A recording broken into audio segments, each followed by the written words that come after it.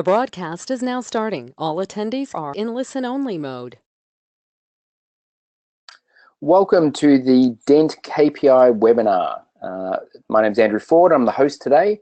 I am the city leader of Melbourne for Dent and also the CEO of Social Star. And I'll explain that in a little while, that relationship. But I want to welcome you all today to listen to how we can become key persons of influence in our industry, which gives you more profit, gives you more inbound opportunities, and just makes business a lot more fun. So I'm going to go through some examples today of some high-profile people that have managed to achieve this, and I hope that'll give you a really rich context of why we want to do this, and then obviously how. So without further ado, let me just tell you about why Social Star has joined with Dent. So Social Star is my agency. I've been running that for about 5-6 years, and what we do is we build personal brands. We build the assets that people need to run their personal brands. We're talking websites, LinkedIn, social media, and running those profiles for particular people. We work specifically with highly motivated professionals, people who you might know as doctors, lawyers, accountants, coaches, real estate agents, those sort of people who trade on their brand and their skill and reputation in their industry. So we like to build their assets, build their websites, build their marketing process, and to help them scale up their businesses. However, that works so much better when you have a big brand in the marketplace. When you're a key person of influence, people come to you, but you need to be able to be found. You need to have assets in order to attract those people. So what I'm going to talk to you about is, and the reason I did a partnership with Dent is, they've got a unique 5-step model in order to help attract those people to you. And then Social Star can help you build the assets to turn that attraction into money. Because really, at the end of the day, we want to grow our businesses, have great lifestyles, and be profitable. And the combination of these two businesses makes a lot of sense for our clients. So what I'd like to do at the moment is just review what the 5 steps are, and then I'm going to go through some examples of people who've used this material really well. And I'm going to go through really global people that you would know, just so that you understand how they've built their businesses, and it'll make more sense if you know the backstory. So the 5 key skills to become a key person of influence are a great pitch, publishing content, productizing your value, creating a strong online profile, and then getting really great partnerships. Now, these are specifically designed in an order. So you start with pitch and you end with partnerships because of the way that we actually do our sales and marketing. So it's really important to follow the model in order, and I'll go through that process from that particular order. So the first one I'm going to look at is the famous Elon Musk. Now, if you don't know Elon Musk, he's basically the world's best entrepreneur right now. He's the most inspiring. He's taking on the world's biggest challenges. And I've got a bit of a man crush on him, I must admit. So I'm going to talk about him in terms of pitch. And the example I'm going to give is when he launched the Tesla 3, which was the latest car that they have out at the moment. So the story is a pretty amazing story of a pitch, and one of probably the most famous that'll be heard of when it sort of gets out into the public. So a bit of backstory about Elon Musk. He grew up in South Africa, decided to move to America and California to take advantage of the tech boom. Thought it's an easy way to make money. The guy's a genius. He can read and have a photographic memory of any book. And he goes in there and starts coding and creates a small business and sells it for about 50 million. So now he's rich and he's got resources. He goes and invests that money into a company called PayPal and helps grow that business to what do we know it today. But he exited a while ago for about $1 billion, and it had about 200 million in personal profit. So now the guy's super rich, and he's like, what am I going to do with all this money? Because he's genius and he's a workaholic, so he's got to do something with his time. So he goes back to what he loves to do as a kid. And what he loves to do as a kid is to build electric cars and make rocket ships, believe it or not. What does he do today? He makes rocket ships and electric cars, right? How cool is that? So first of all, the lesson here is that he got resources before he chased his dreams. So lesson number one. Lesson number two is that he, followed his passion. And then number three is how he really scaled his business with a pitch. So he started this Tesla company, or he went into the Tesla company that was operating and they weren't doing very well. And he drew up a roadmap and he said, right, we're going to sell the Tesla One. It's going to be highly expensive. We're going to make electric cars sexy, 0 to 100 in 4 seconds. And it's a really expensive car just to get us off the mark. And they're not really profitable after this mark. They're just selling enough to get by, but they're building their brand. The second thing they do is bring out the Tesla 2, which is a SUV for about 100 grand. And they sell a bit more of them and they start to get some scale. But the Tesla 3 is the key, because they're not really a big car company and they haven't got economies of scale and they're really not that profitable. So the Tesla 3 is the most important of them all because it's the one that's going to give them, become a serious car company. So what they do is not what a normal car company would do. The Ford Explorer, which is the biggest selling car in America a few years ago, launched their car at the Super Bowl. You pay $100 million and you get an ad spot and you do a whole bunch of social media and you launch your car. That's how you do it. And then all the dealers have the cars and people go into the dealers and do press and you do, and you spend millions and millions and millions of dollars on advertising in order to get people to buy your car. But Elon Musk's a bit different, and he followed a different model, and he wanted to be a bit more like Steve Jobs. He's from California. He's not from Detroit. He's a tech guy. He's not a car guy, which is awesome, and so he does things differently. So he does a Steve Jobs-esque presentation on a stage, webcast around the world to launch his car. You can see he already looks like Steve Jobs. He's got the black t-shirt on, etc., etc. And he goes up there and he just talks it through the journey that I just told you. And then he says the Tesla 3 is here. And off comes the sheet on the car and he points to the car. Now, the thing is that the car is kind of going to be a bit like that, but they don't really know because they haven't built any yet. And they haven't built any of these cars because they haven't built the factory yet. And they haven't built the factory yet because they haven't got the money to build the factory. And they don't really know what the car is going to contain because they haven't hired the designers yet because they haven't got the money. So it's a ways off. But what he says to them in his pitch is this: if you want to be part of what Tesla is all about, saving the planet, then obviously this car is for you.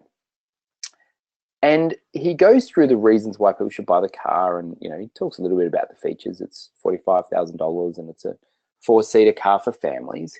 But the way he presents the information is so amazing, and I'm not going to repeat it to you because you've got to go watch it on YouTube, that he sells a bunch of cars.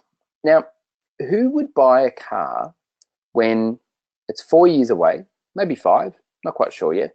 You don't exactly know the technology because they haven't even started designing it yet. You don't really have an opportunity to test drive or do anything like that. So what is the key is that you're not really buying a car. So that is the key, is you're not buying a car, you're buying into a vision. So what Elon Musk does is he's not selling cars, he's selling opportunities to be part of his dream. Very different than selling a Ford Explorer. So what happens to the public? Does he sell any cars? Yeah, sells about 500,000 cars. 500,000 people are so inspired by his vision that they go online, they put down a $1,500 deposit, which allows him to get the money, to go to the banks, to tell them he's got forward orders of billions and a whole bunch of cash to start, gets the money, builds gigantic factories, hires the staff, and in a few years' time, these cars are rolling off the production line. That's an amazing pitch. That's an amazing story of how someone can position something so well in advance that people will pull out their credit cards and buy something and go into the queue for something amazing. So that's a great story of a pitch. And I recommend you go and check out that Elon Musk's journey online. Now, the interesting thing about that pitch is that it doesn't work as a pitch alone because he's not that great a presenter and his story isn't the thing that sold it.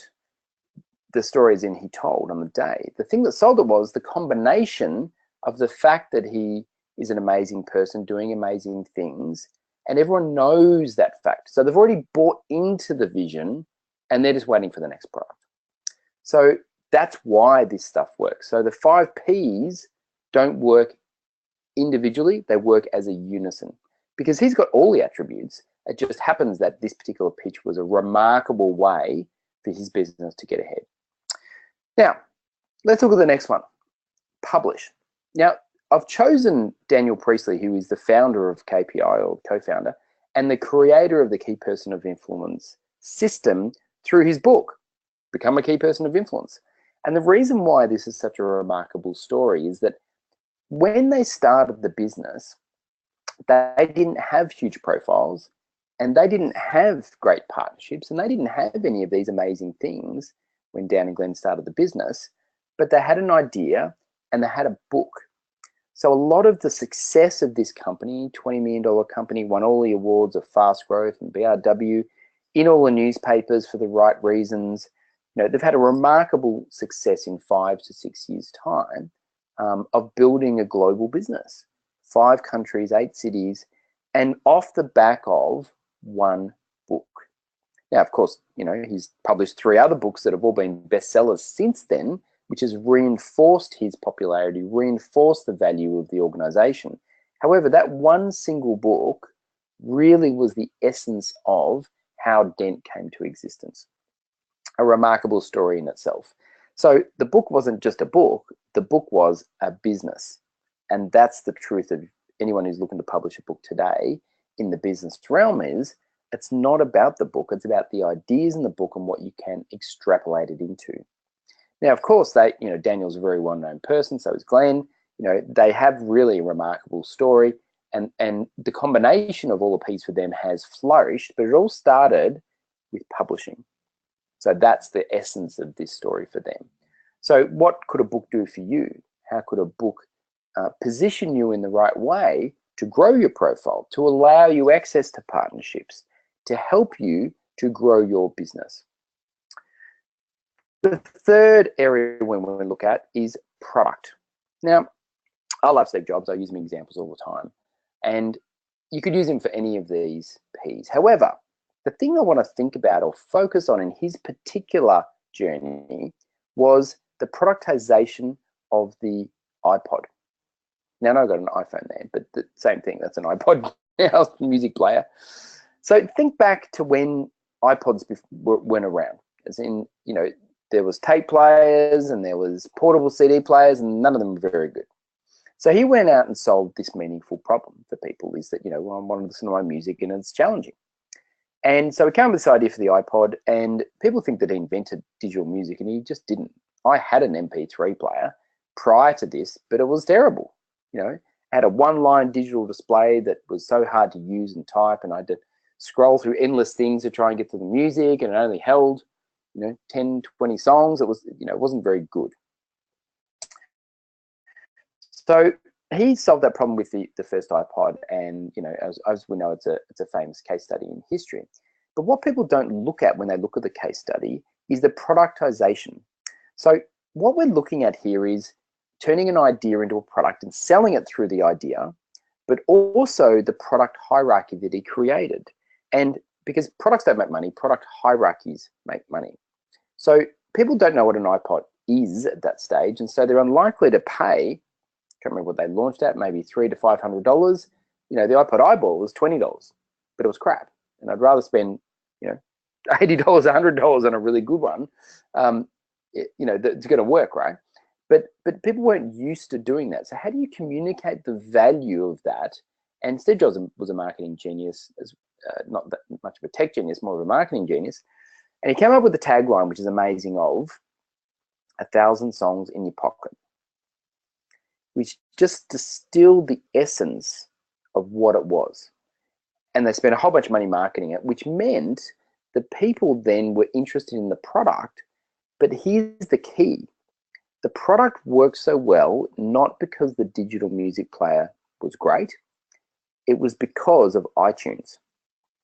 iTunes was a free product that they gave away in order for people to store digital music. Because at the time, the only way to put the music on was to rip a CD onto your USB MP3 player. It was time consuming. So they created an ecosystem to solve the music challenge. iTunes, iPod, and of course, your Mac computer. The reason why Steve Jobs diverted so much money in the marketing budget into iPod, because he knew that if he could get people onto iTunes for free, people would then go, wow, this iPod would be really handy for me, and they'd spend a few $100s on that. But then they would get into the ecosystem of Apple and start buying thousands of dollars worth of computer equipment. And obviously, this happened. Now it's the phone, not the iPod, but it's the same thing. Once you're in the ecosystem, you're in the ecosystem. And that's a productization model done well. Apple does it better than anybody. Google's trying to replicate it now. They've got their own phone. But replicating a successful model and creating are two different things. So he was a genius at locking people into the Apple system so that you never had to go anywhere else. And if you think about what people do when they go into that business, they go into an Apple store to buy whatever it is that they need. They don't even go and look anywhere else.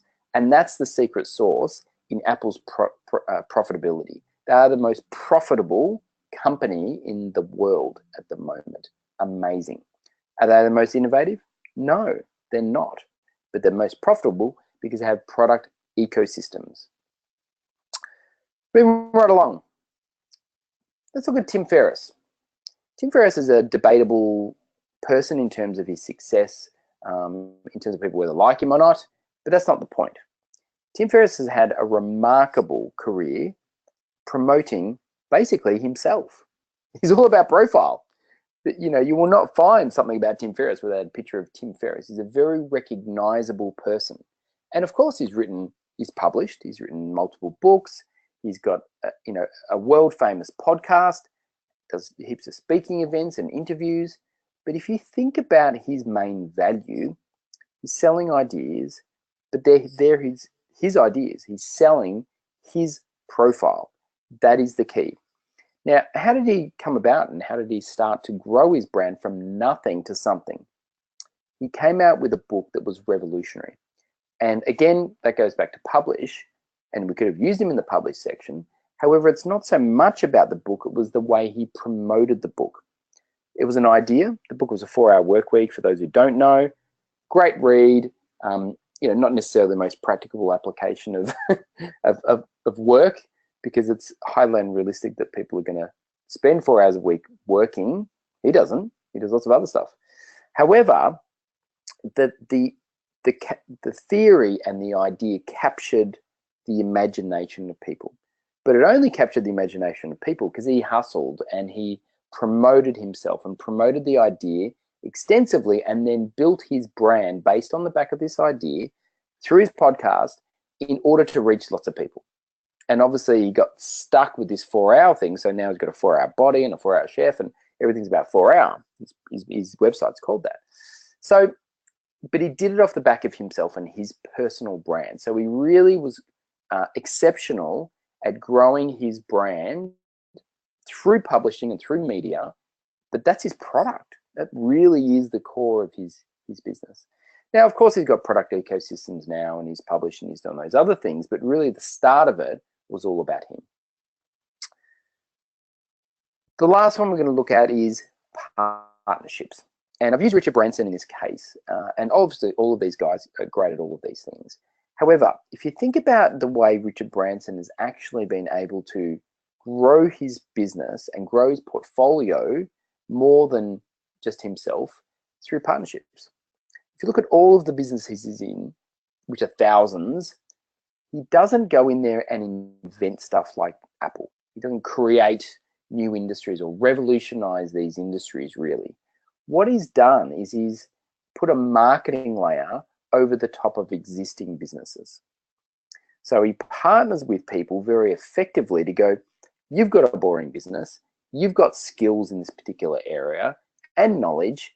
We're going to put this marketing overlay of Virgin of fun, making it fair, and making it accessible to the general population. And that's going to be why people are going to buy your product. I'm not going to invent the product. I'm not going to run the product. I'm not going to do any of those things. You're going to do those. We're going to put the Virgin layer over it and the brand so that people actually buy the product. That's the difference. That's his business model.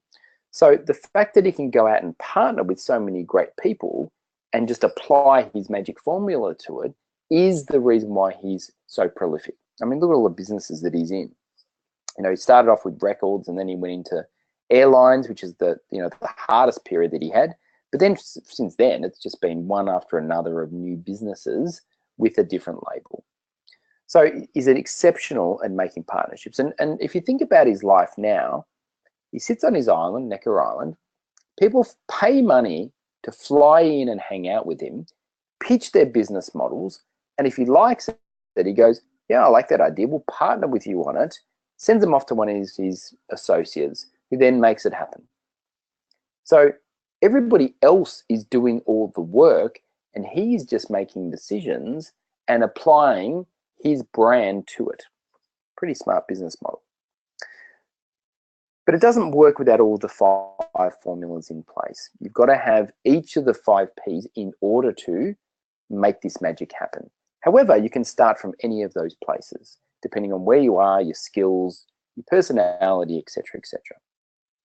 So it's all great for global megastar entrepreneurs to have these great brands, and at the end of the process, it's nice to look back and go, oh, I can see how it all happened. But if you're at the start of the process looking forward, it's often not as easy, and I know that. So I wanted to bring you back to reality and a couple of local people who have done this formula to tremendous success, just to show that it's possible for average, everyday people to use the 5 Ps of influence to grow your business and create a great lifestyle. So the first one I want to shout out to is the elusive, the remarkable, the all-round awesome guy, which is Darren Finkelstein. He's pretty much the poster child for the Dent KPI program, because he's just such a lovely guy, and he comes from a great space in his business, great heart space. And so I just want to tell you a bit about his story. And if you haven't listened to Glenn Carlson's podcast with Darren, it's a must listen to. So just Google that and you'll come across the podcast. So Darren went into one of the very first KPI programs about 5 years ago. And at the time, Darren was running his business, St Kilda Boat Sales. And funnily enough, he sold boats. That was his job. And he was a part owner in the business. He was a partnership with another guy, and his job was to sell boats. So the problem was he felt a bit like a used car salesman.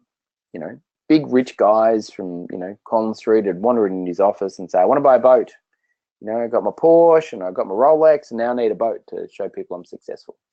And he didn't particularly like those types of people, but they're the people who can afford to buy boats. They're the people who want a boat. And the reasons why they want a boat is because they want to impress people. And of course, they want to take their friends out and so forth. And so, but the problem was when they went in there and looking at boats, they'd give them some prices, and Darren, would get the person looking up the same boat at other places and say, Darren, I get this boat cheaper from here. What are you going to do for me? So it was a race to the bottom of price, not very profitable, hard to sell, felt bad, and he was continually chasing people. Really not a fun business to be in. So Darren was looking for an answer of how to change the dynamic in his business. So he comes into the KPI program, and during the process, he's kind of struggling a little bit because he'd never even read a book compared to reading a book, and he's not really feeling like he can do the program, which is a very common thing. A lot of people don't think they can get there. You show the exam, the Elon Musks and the Tim Ferriss, and you go, oh, that's great for them, but I can't do that. So, and then he has a moment, a flash of inspiration, where he's working with one of the coaches, and the inspiration was this: it's not about the boat. People are not there to buy boats. Now, that might sound strange because, of course, what he's actually selling is boats, but really, if you look deep down in terms of A, the target market he wants to access, what are their needs and problems that he's trying to solve, and how he can solve them effectively, it's not about the boat. What he came up with was the people that he wants to attract are people like him. And this is true for all us entrepreneurs, is we want to hang out with people like us, with shared values, shared ways of looking at the world, and solve the problems that we feel we have to. That's just the nature of people. So he really Darren's a big family man, loves hanging out with his family on boats, and that's why he likes boating. And so what we encourage them to do is look at that target segment and assess their problems. And the problems this target market has is they don't have enough time. If you're a successful business man or woman and you're crunching some hours generally, and you don't have a lot of time for the family, so the choices are you might, take a great holiday once a year, or you try and give the best on the weekends, but kids are distracted with digital and their friends and going out to sports and parties, so you're not really getting a lot of that quality time. So Darren realized that if this is the problem, then really the problem's not a boat. The problem is time with your loved ones. That's the actual problem. Maybe a boat's a solution to that problem. So Darren had this realization. Then the book came out because he just was in flow. He got the issue. He got the solution. Writes the book Honey, I Bought a Boat. Honey, Let's Buy a Boat, which helps people to understand why a boat's great for their family. Now think about this. In all markets, there's an 80-20 principle, which is 20% of people are actively looking for a solution. Now, when those 20% of people are actually looking, they're Googling for a solution, they might be Googling boats, they're going to be very sensitive to price. If I just walk into any phone store and say, I'd like to buy a smartphone, lay out the top 5 sellers in smartphones, and I'm going to make a judgment based on what is the best price in the contract and what is the best features. I guarantee you won't walk out with an iPhone because it's less features for a higher price. So if you're going to just buy a product, you're not going to buy an Apple.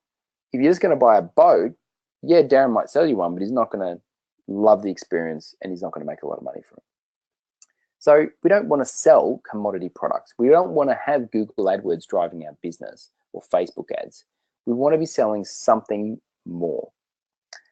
So Darren realized that now that he's selling this, he doesn't want to target these 20% of the people who are in the market to buy a boat. He wants to target the 80% of people who don't even know they want a boat, but they have the problem of spending time with his family.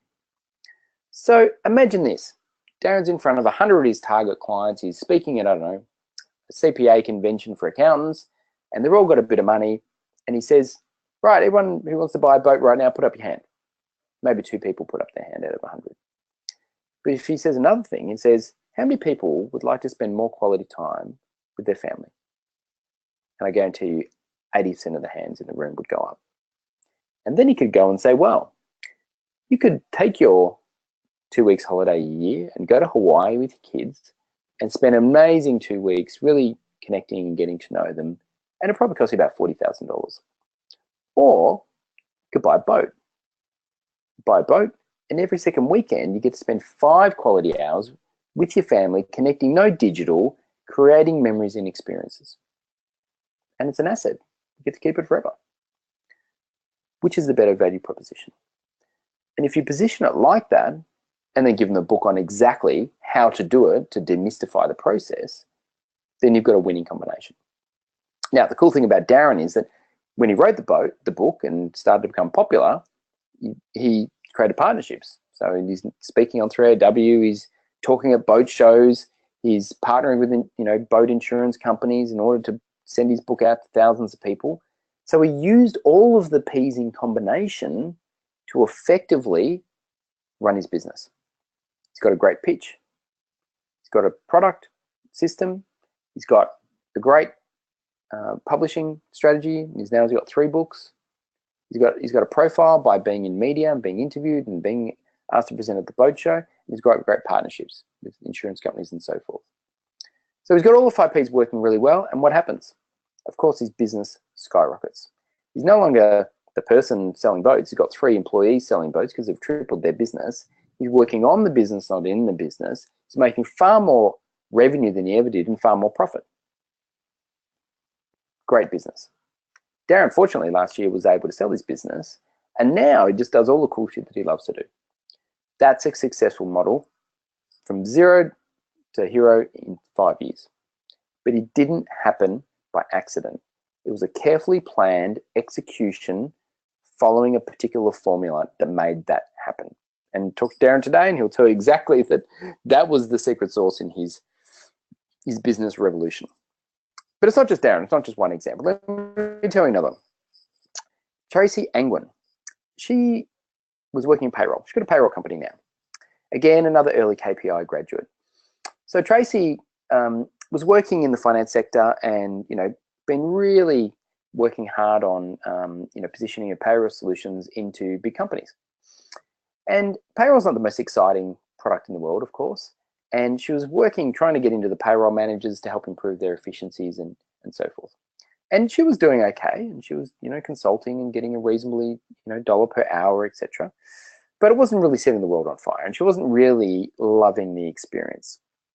A bit like Darren, she came into the KPI program and then had a bit of a breakthrough, and part of her pitch was probably the most important part. When she realized that the pitch wasn't, I'll make your payroll more efficient, through a unique process, she can actually turn payroll, which is a cost center, into a profit center. I mean, that's an amazing difference in pitch and in the outcomes. She was already doing it, but she just wasn't telling people that she was doing this amazing feat. So of course she writes a book on that. And because she writes a book on that, she gets invited to speak at events. And because she's invited to speak at events, people consider her credible, her profile has grown. And the conversation is no longer with the payroll manager, it's with the CIO, the CEO, and the CFO. So all of a sudden, she's at the C-suite table being asked to come in to advise them on payroll. And why are they inviting her in? Because her pitch goes something like this. You're running payroll. How much does that cost you a year? Oh, that costs us $500,000 a year to run. Fantastic. Do you know that I could turn that loss on your profit and loss into a profit? Now, that's enough tease for anybody to say, come in and tell me how. And so she comes in and she says her credentials and she shows all the customer examples of where she's done it, and she gives everyone a copy of her book. And then they say, well, that's amazing, but how do you do it? And she says, oh, I've got this great process, but really, do you care? And they're like, no, as long as you can get to the results, I don't care. Go and work with my payroll manager. You've got full authority, implement your system, and we'll see the results. That's the difference. People are not buying your inputs. They want the outputs. And so the positioning of the pitch, the book, the partnerships, everything like that is set up to release the value of the outputs that you're probably already creating. Tracy was already doing it. It's just that nobody knew because she hadn't effectively put the 5 Ps together to position her in her industry. Again, Tracy's grown her business. She's out of the operation. She no longer has to deliver or sell. She just goes and manages the business, and she's the key person of influence in her industry. That's her role. That's her job at the moment. One more example, just in a different space. This is in the health space. And this is Catherine Maslin, who is a naturopath. Great story. Love this story. So Catherine, who's a lovely woman, speaks at our events often. She was a naturopath like normal naturopaths, a high quality one. She charged $100 per hour. That was a great business. However, was not really, again, making the world on fire. She was running a little practice. It's expensive to have physical premises and staff. And so she was working hard, doing 8 hours a week, oversubscribed in terms of the business, which is fantastic, but just not really making much profit. Then she goes through the program and she realizes that the particular niche market she loves to work with is mums. Mums who are generally, and God love them and bless them, they're generally overworked. They're working, they're looking after family, they're trying to have their own lives as well, exercise and keep fit and healthy, and they're just exhausted.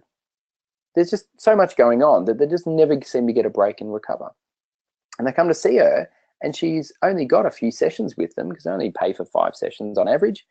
And so she gets $500, they get a few pills and tablets and some advice, they go off in their day, and the problem's really not solved.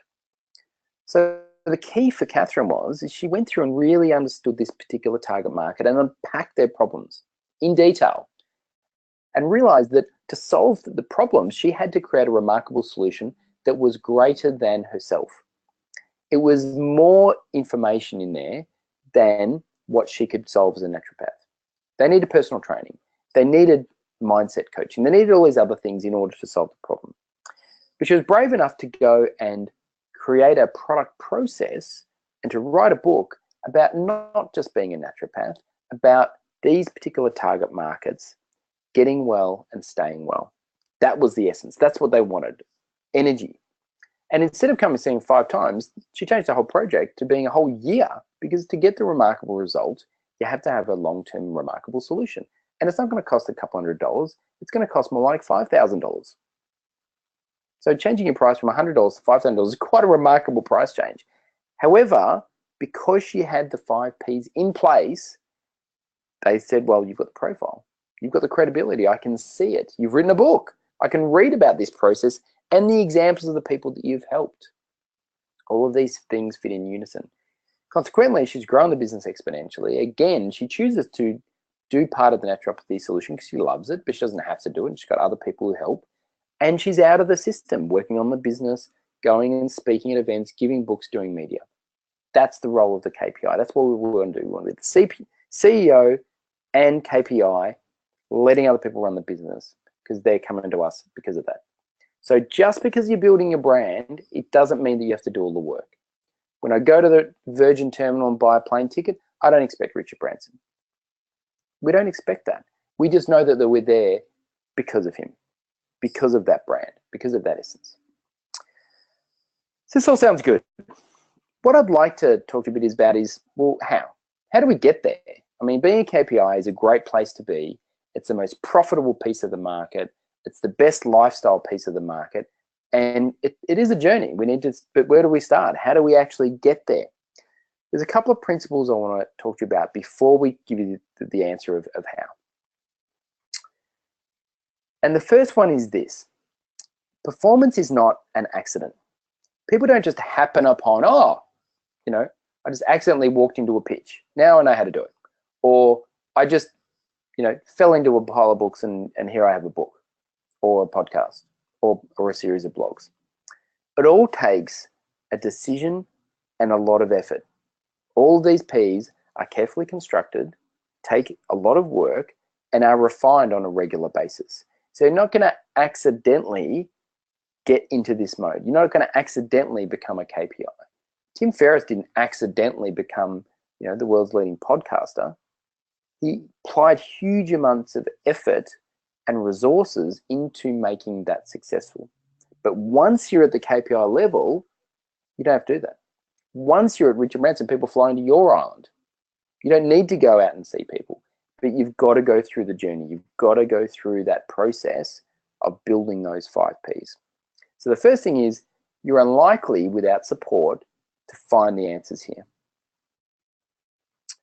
The second one is, the environment dictates behavior. And I've got a picture of the Australian Institute of Sport. Now I've got 2 kids, one's home with me now, the other one is 12-year-old and is a bit of a sports guy. Wins lots of races, plays lots of sports, and you know, he has ambitions to be a professional sports person one day. And that's fantastic. I encourage that ambition. However, I know that if he just plays at the local footy club, you know, does his local athletics, he's unlikely to be at the level required to be successful.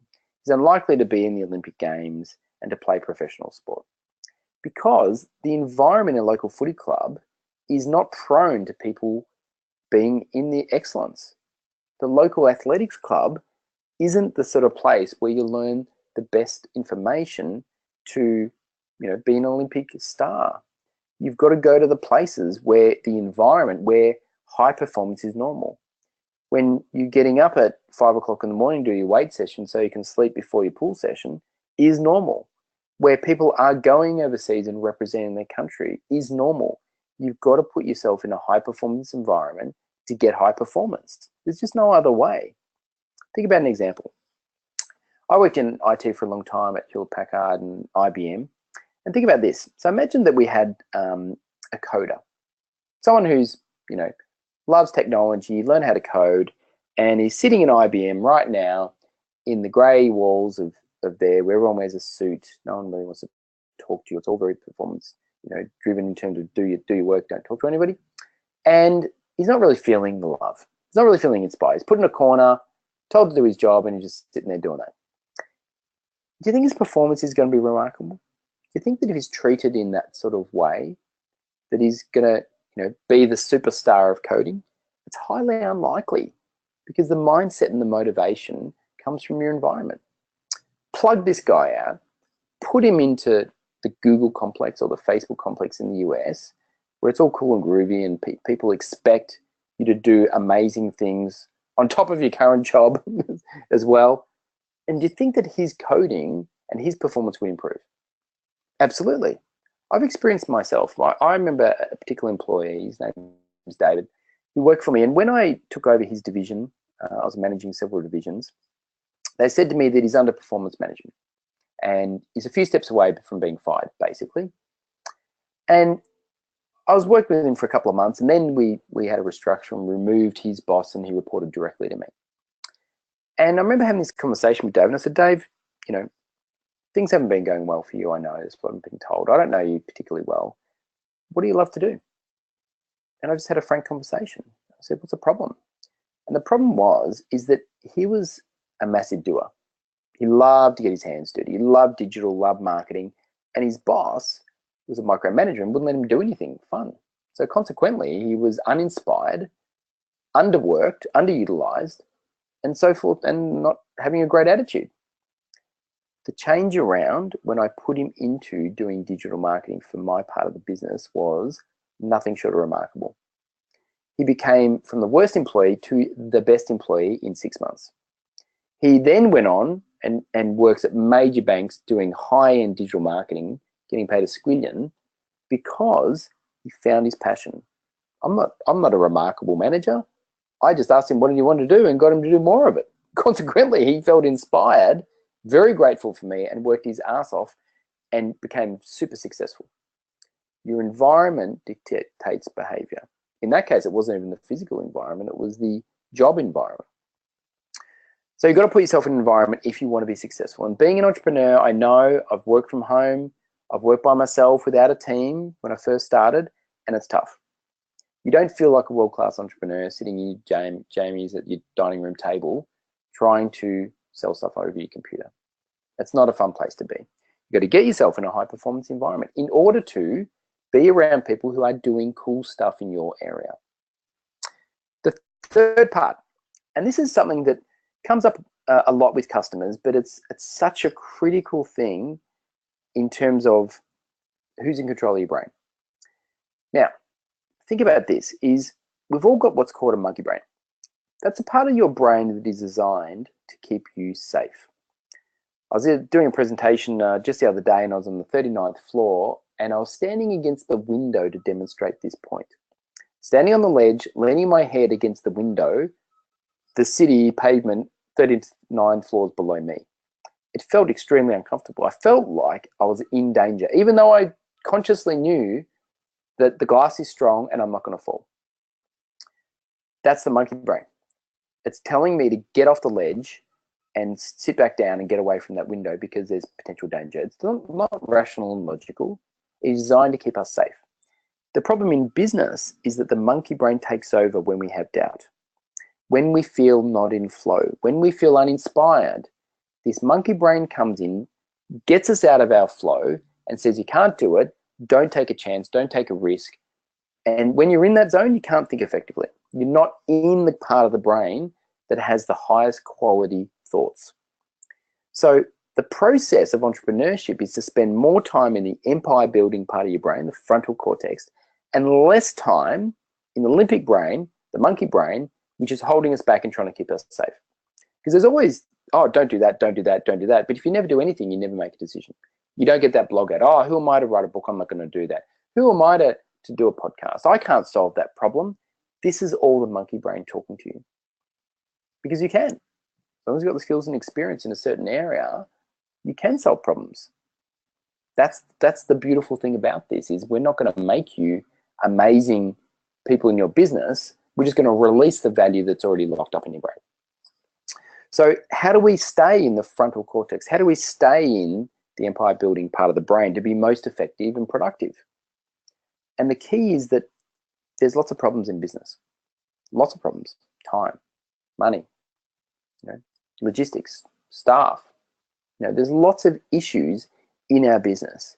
And the process of entrepreneurship is not to resolve all of those issues so they go away. Darren still has problems. They're just different problems. Tracy still has problems. They're just different problems.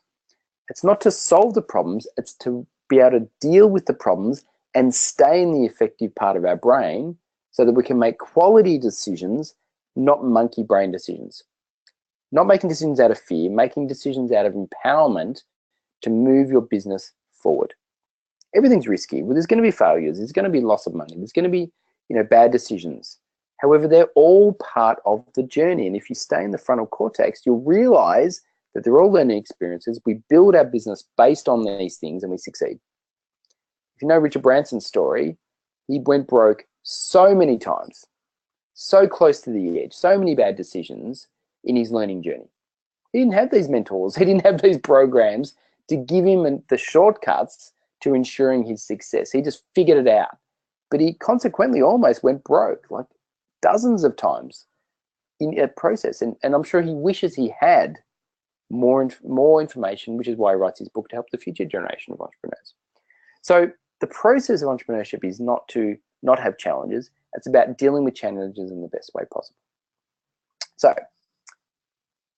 here's how we can solve these problems. Here's how you get into an environment of excellence with a process and a way of doing business that is tried and true to get you out of the monkey brain into the frontal cortex. This is how we don't accidentally think we're going to come across success. We're going to plan it and execute it efficiently. You've got to get into a program that will help you to build your business.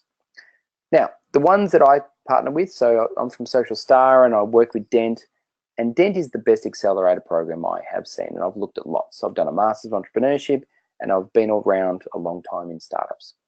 And I've been partnering with Dent since 2011, and now I'm a formal strategic partner running Melbourne because in my personal view, it's the best one out there. Entrepreneur Magazine agrees. It says it's the world's leading brand accelerator.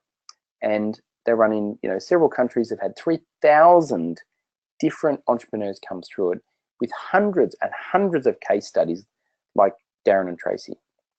They've gone through the process, they've applied the knowledge, and they've got the outcome. And a question I get often is, well, is it going to work for me? What's the secret sauce? And I'm like, there is no secret sauce. If you're coachable, if you listen, if you open yourself up for change, and you're prepared to do the work, you'll get the result. It's not an accident. It's not some people are lucky and some people are not. That's not what it is about. What it is about considerable work and effort to apply yourself to your problems and allowing change to happen. Because, as Einstein said, if you want a different result, you've got to put in a different effort. If you want a different business, you've got to be prepared to change. And that's the hardest bit is actually accepting change. I can't possibly charge more for my products. We can't possibly earn more money either.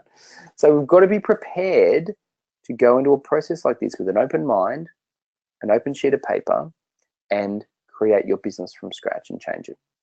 And I guarantee you at the end when you get out, that's when the magic happens.